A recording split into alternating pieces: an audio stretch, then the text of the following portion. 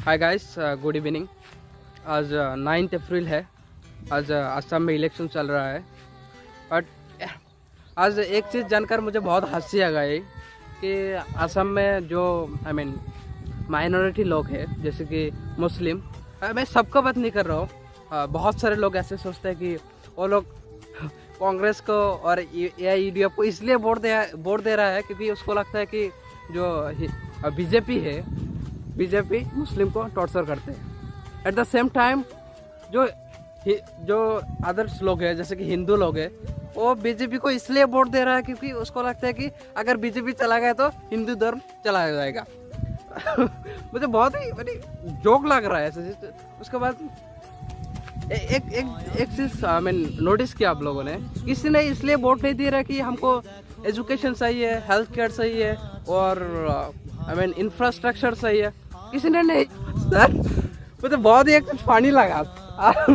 आप कुछ बोलना चाहोगे इसके बारे में? कोई भी लोग इसलिए वोट नहीं कर रहा है कि हमको एजुकेशन चाहिए, इंफ्रास्ट्रक्चर चाहिए, हेल्थ केयर चाहिए, हॉस्पिटल चाहिए, रोड चाहिए, कुछ नहीं चाहिए।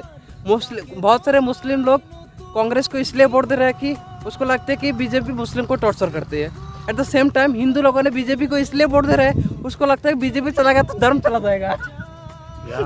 पर वोट देते हो तुम धर्म के नाम पर और तुम एक्सपेक्ट करते हो भाई तुम्हारा डेवलपमेंट हो जाएगा, चाइना बन जाएगा। भाई कैसे? कुछ नहीं होगा। धर्म से बाहर आ जाओ। लोगों इसलिए वोट करो कि तुमको एजुकेशन चाहिए, हेल्थ केयर चाहिए, इंफ्रास्ट्रक्चर चाहिए, तब डेवलपमेंट होगा। अगर तुम ऐसे वोट देते रहो कि भाई हमारा धर्म खतरे में आ जाएगा, तो फिर काहे का एक्सपेक्ट कर रहा हूँ मैं? सर कुछ बोलना चाहोगे? हाँ, बोलना चाहता तो जो प्रीवियस चलता था ब्रिटिशियंस रूल्स, वही सिस्टम अब तक चल रहा है। कोई भी हिस्ट्री बुक उठा लो, वहाँ पर आपको मिलेगी इंग्रज लोग ने, ब्रिटिशियंस ने कैसे उनको फैलाया, कैसे उन लोगों ने दरार डाला था हिंदू मुस्लिम के अंदर। वही बुक पढ़ के आज की पॉलिटिशियंस है, वही बुक पढ़ के दिखाई दे रहा है उन लोगों को डायरेक्टली ऑफेन बुक कैसे सक्सेस होती है पॉलिटिशियन लोग। अब तक वो चल रहा है। बट मैं गारंटी कह सकता हूँ 99% of people will be educated, धर्म के ऊपर धप्पा लगा करके वोट नहीं मिलेगा, बाय हो जाएगा सारे। हमारा देश में भाई सुनिए, बहुत क्लियरली बोलना चाहता हूँ कि हमारे देश में एक बात क्लियर है कि सारे पॉलिटिशियंस को पता है कि हमारे पास ऐसे कोई मुद्दा नहीं है, ऐसे कोई टॉपिक नहीं है कि हमने इतना बड़ा कॉलेज बना दिया, यूनिवर्सिटी बना दिया, इंफ्रास्ट्रक्चर काम कर दिया, उसके मुद्दे पर हम वोट चाहे। अगर वो आकर कहे कि भाई हमको वोट दे दो, हम तुम्हारे यहाँ एक मेडिकल कॉलेज बना दूंगा, हमको वोट दे दो तो हम तुम्हारे यहाँ एक यूनिवर्सिटी बना दूंगा, हमको वोट दे दो यहाँ पर हॉस्पिटल बना दूंगा, कोई नहीं वोट करेगा। उसको पता है कि लोग भी सुतिया है।